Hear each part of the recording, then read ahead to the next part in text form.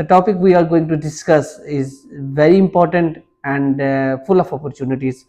And international students who want to pursue education abroad.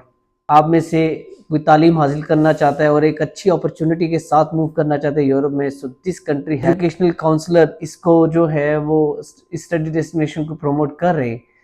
I must say they are doing some incredible job over here because जो सबसे elite employment rate है इस वक्त तमाम Europe की countries.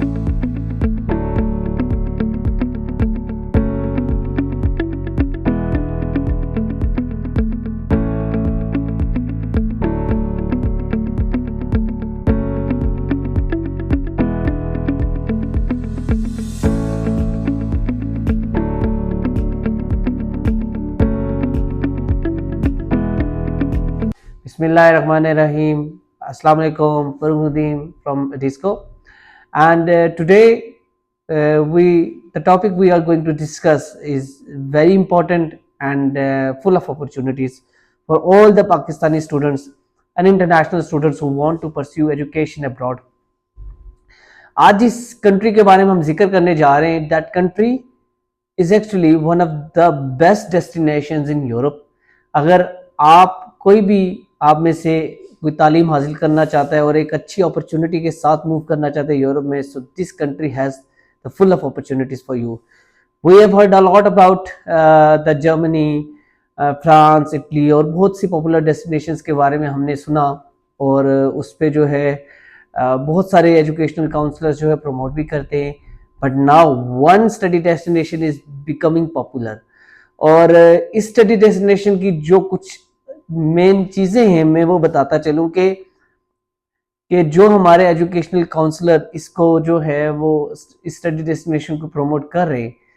I must say they are doing some incredible job over here because this study destination has lot to offer for international students. So इस study destination का नाम नेदरलैंड है. Netherland is also known as Holland. It is also called Dutchland because the official language is called Dutch. And the population की बात करें तो 1 करोड़ 80 लाख की आबादी है, ऑलमोस्ट इतनी. और अगर इसके इम्पोर्टेंट जो है वो सेक्टर्स की बात करें तो Netherland has the good communication with all over the Europe, जिसमें जर्मनी के साथ और भी बहुत सारी कंट्रीज के साथ, ऑस्ट्रिया के साथ एक अच्छी जो है वो इसकी कनेक्टिविटी है when it comes to the trade routes. और इंजीनियरिंग जो है, इंजीनियरिंग स्ट्रक्चर्स और सिविल स्ट्रक्चर्स इसके बहुत ज़्यादा मजबूत है. हेल्थ केयर फैसिलिटीज़ भी नीदरलैंड की बहुत ज़्यादा अच्छी हैं. और मैं समझता ये हूँ कि जो सबसे अच्छी बात नीदरलैंड की है वो है इसका एम्प्लॉयमेंट रेट. अगर एम्प्लॉयमेंट रेट की बात की जाए तो Netherland is one of the top. जो सबसे एलीट एम्प्लॉयमेंट रेट है इस वक्त तमाम यूरोप की कंट्रीज में से वो नीदरलैंड का है.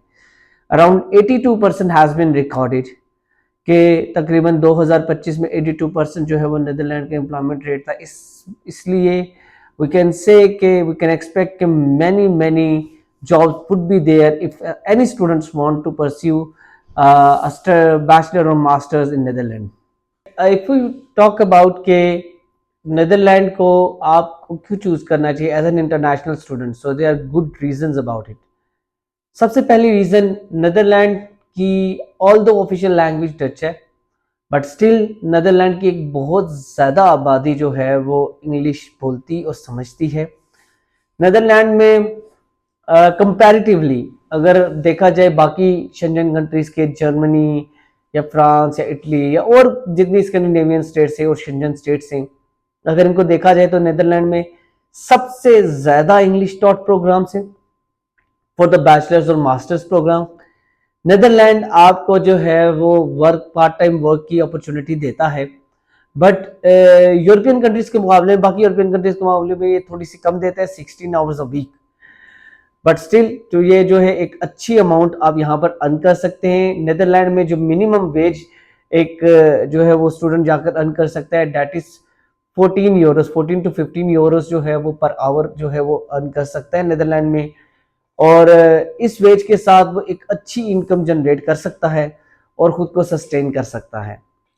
अगर नीदरलैंड में बात की जाए तो नीदरलैंड एक ओरिएंटेशन ईयर जो है वो देता है, जो कि बहुत सारी जो है और कंट्रीज जैसे कि पीएसडब्ल्यू की फॉर्म में देती हैं। सो ओरिएंटेशन ईयर नीदरलैंड ऑफर देता है, जिसमें बच्चे जाकर जो है ना 1 साल आफ्टर स्टडीज जो है वो नीदरलैंड में रह सकते हैं और फिर उसका वो पार्ट बन सकते हैं, और वहाँ पर जो है वो फिर उनको जॉब्स भी मिल सकती हैं। And Netherland also gives you a PR in 5 years continuous stay पर जो है नीदरलैंड आपको ऑफर करता है।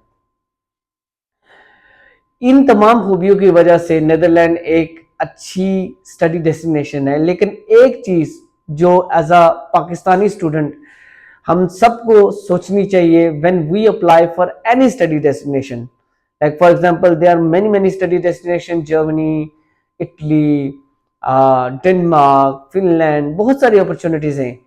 But when it comes to the mobility of an international student or Pakistani student into Europe, visa ratio is the largest stake जिस जो आपको जो है ना एक हर्डल ला सकता है। नीदरलैंड में तरीकाकार इसका ये है कि नीदरलैंड में यूनिवर्सिटी खुद आपके बिहाफ पर वीजा अप्लाई करती है। once you get the approval, once the university gets the approval from there, the university intimates you और आपको जो है ना एक लेटर देती है। So you apply for the entry visa, and when you apply for the entry visa that is a short visa. So उसके बाद फिर आप वहां पर जो है वो ट्रैवल करते हैं और वहां पर जाकर आप जो आपको एक रेजिडेंस कार्ड मिलता है। सो नीदरलैंड की वीजा रेशो बड़ी कमाल की है, राइट। सो इस मामले में अगर कोई भी इंटरनेशनल स्टूडेंट जो है वो अप्लाई करना चाहता है तो Netherland is a very good opportunity for them. Specifically मैं बात करना चाहूंगा वो स्टूडेंट्स जो कि शायद यूके नहीं मूव कर सकते, because UK has a very tough budget, ठीक है। उनका उसका बजट जो है बहुत हाई था, ठीक है, बहुत ज्यादा हाई बजट के साथ जो है वो बच्चे मूव करते थे UK, and still UK has no opportunities during the studies और आफ्टर द स्टडीज। सो वो उन बच्चों को चाहिए कि वो नीदरलैंड को सिलेक्ट करें, वो नीदरलैंड को सिलेक्ट करें अपनी अगली स्टडी डेस्टिनेशन के लिए, बिकॉज नीदरलैंड जो है वो यूके के बजट में उनको बहुत सारी अपॉर्चुनिटीज फ्राहम कर सकता है जो शायद यूके अब उन्हें प्रोवाइड ना कर सके। so, जो बच्चे यूके और यूएस से जाना चाहते हैं they must consider Netherlands as one of the fantastic opportunity as compared to them, because Netherlands has all of the things। because एक इंटरनेशनल स्टूडेंट जब मूव करता है he has to manage the expenses not just for the tuition but just to sustain himself, ठीक है, in those countries also। और फिर उसके बाद एक लॉन्ग लास्टिंग फ्यूचर जो है वो भी एक स्टेक पर होता है, एक बड़ा क्वेश्चन मार्क है जिसको एड्रेस करना बहुत ज़रूरी है। So in that all scenarios Netherland is quite good comparatively if we talk about UK और यूएसए को अगर इन कंपैरिजन हम देखें उस बजट के साथ बच्चे मूव करना चाहते हैं, तो Netherland is one of the best option to move.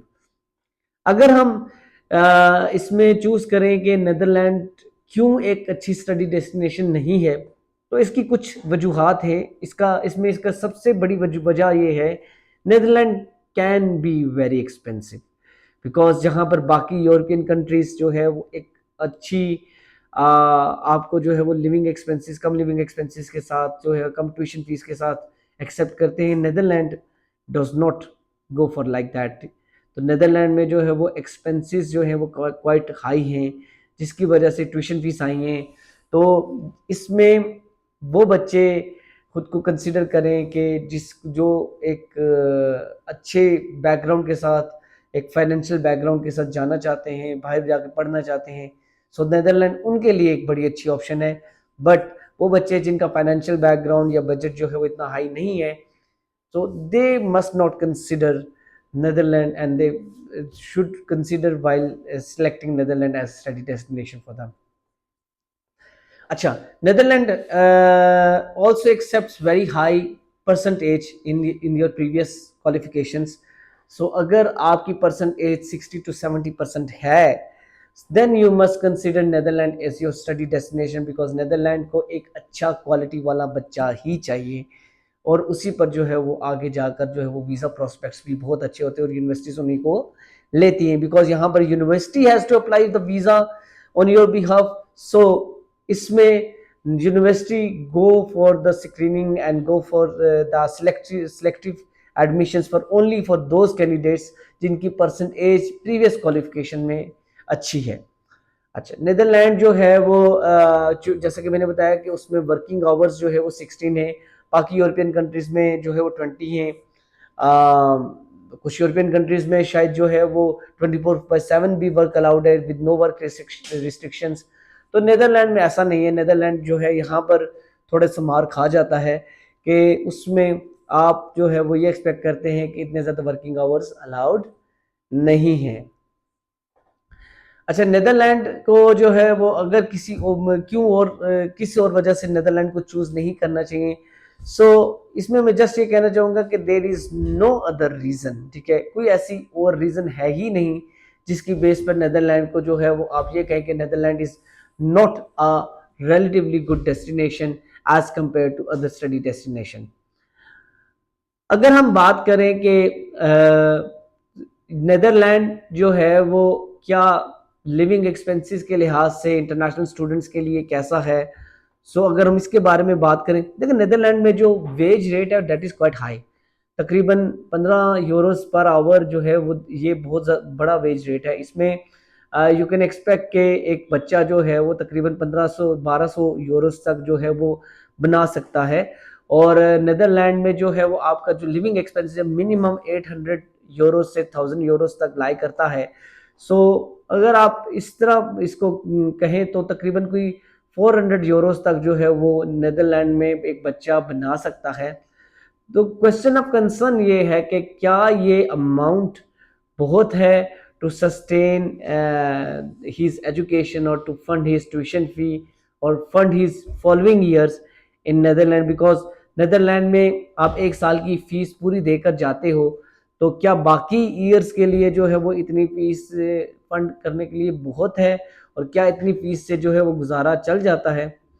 तो मैं इसमें बताना चाहूँगा कि यस चल जाता है, बिकॉज नीदरलैंड में समर टाइम में ऑफ टर्म पीरियड में जो है फुल टाइम बच्चे को वर्क अलाउड हो जाता है, जिसमें वो इजीली ये अमाउंट जो है वो पूरी कर सकता है और उधर ये अपनी फीस जो है वो अदा कर सकता है।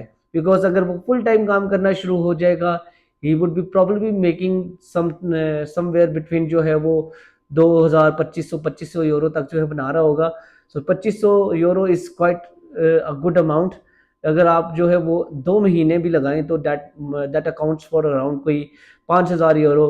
और इसकी बेस पर अगर देखा जाए तो नीदरलैंड में आप जो है वो एज अ बैचलर स्टूडेंट या मास्टर स्टूडेंट्स, हम ओवर टाइम भी अगर इसको कंसिडर करें, चीज़ें लगाएं जिसमें क्रिसमस की इवेंट्स भी हैं, सारी चीज़ें हैं, उनको लगाएं, तो yes he can easily make right around 10 से 12,000 यूरो तक जो है वो ईजिली जो है वो सेव कर सकता है, और ये उसकी ट्यूशन फंड करने के लिए बहुत है। सो हाँ, ये ज़रूर मैं कहना चाहूँगा कि जब तक उसकी डिग्री कंप्लीट नहीं होती ही might not be able to save much, ठीक है, क्योंकि वो सिर्फ और सिर्फ ट्यूशन अदा कर सकता है, but still it is a good amount, ठीक है। यहाँ पर जॉब की प्रॉब्लम नहीं है, इंग्लिश बहुत सारे लोग बोलते हैं, और आपको जॉब इजीली मिल जाती है as an international student. So yes, it is a worth living study destination, और वहाँ पर जॉब्स जो है वो आपको इजीली मिल जाएंगी। इवन के after graduation the orientation year you have, ठीक है, you would have a chance of searching so many jobs है, ठीक है, और आपको इजीली जॉब्स वहां पर मिल जाएंगी।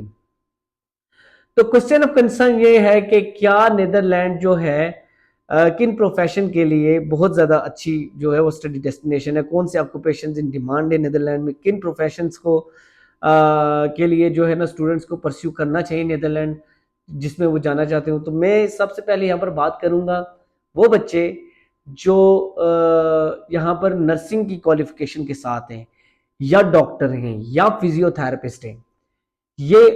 ये जो 3-4 प्रोफेशंस हैं, ठीक है, that are the highest in demand in Netherland. ये highest in demand in Netherland है। और जो बच्चे नर्सिंग की क्वालिफिकेशन के साथ हैं, या वो डॉक्टर्स हैं, या फिजियोथेरेपिस्ट हैं, तो ये 2-3 प्रोफेशन बहुत ज़्यादा डिमांड में हैं नीदरलैंड में। तो उनको मास्टर्स के लिए नीदरलैंड ज़रूर चूज़ करना चाहिए। Once masters completed they can switch to their fields, ठीक है। After completion of their regulatory requirements, जो उनकी लाइसेंसिंग रिक्वायरमेंट्स हैं वो पूरी करने के बाद वो अपनी जॉब कंटिन्यू कर सकते हैं। एंड आई मस्ट से कि फिजियोथेरेपिस्ट जो है बहुत कम जगहों पर जो है वो डिमांड में होते हैं, बिकॉज नॉर्मली फिजियोथेरेपिस्ट एक सेक्टर में, एक हॉस्पिटल सेटिंग में शायद जो है ना एक या दो वैकेंसीज फिजियोथेरेपिस्ट की निकलती हैं, तो इतनी ज़्यादा वो डिमांड होती नहीं है। बट स्टिल यहाँ पर जो है वो काफ़ी अच्छी डिमांड जो है वो नीदरलैंड में है, और students must consider Netherland is a worthy destination. इसके अलावा दूसरे नंबर पर आईसीटी, जो कंप्यूटर साइंस टेक्नोलॉजी के जो है बच्चे हैं, ठीक है, उनको ज़रूर जाना चाहिए नीदरलैंड। उनको वहाँ पर there are plenty of jobs there in communication sector और इंफॉर्मेशन टेक्नोलॉजी सेक्टर। अच्छा, इसके अलावा इंजीनियर्स जो है वो उनको ज़रूर जाना चाहिए। स्पेसिफिकली बात करूँगा, अगर सिविल इंजीनियर्स की बात करें और जो है मैकेनिकल इंजीनियर्स की बात करें, तो उनको ज़रूर जाना चाहिए। नीदरलैंड में बहुत ज़्यादा अपॉर्चुनिटीज़ हैं। अच्छा, इसके अलावा जो हमारे जो टेक्निकल और स्किल ट्रेड के लोग हैं, उनकी बहुत ज़्यादा डिमांड है नीदरलैंड में। सो ये वो सेक्टर्स है जिसमें नीदरलैंड को सबसे ज़्यादा बंदे चाहिए, ठीक है। और उसमें वो चाहता है कि वो बच्चे आएँ और हमारी जो है वो इकोनॉमी का पार्ट बने, और उन इन बच्चों के लिए जिनकी ये क्वालिफिकेशन, प्रीवियस क्वालिफिकेशन बैचलर वगैरह हो, या इन क्वालिफिकेशन में वो अपना बैचलर करना चाहते हों, so Netherland is one of the excellent opportunities for them.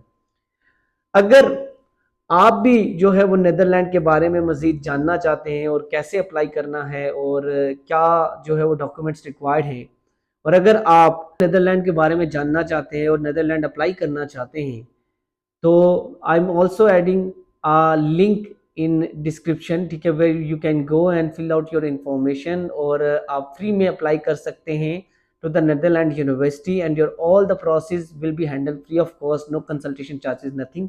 तो आप अभी जो है वो अप्लाई करें, इस लिंक पर जाकर अपनी इंफॉर्मेशन फिल करेंगे, and your process will be done automatically and your application will be submitted to the university.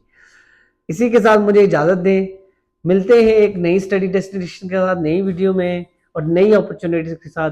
तब तक अपना ख्याल रखें और हमारे चैनल को सब्सक्राइब करना मत भूलिएगा। खुदा हाफिज़।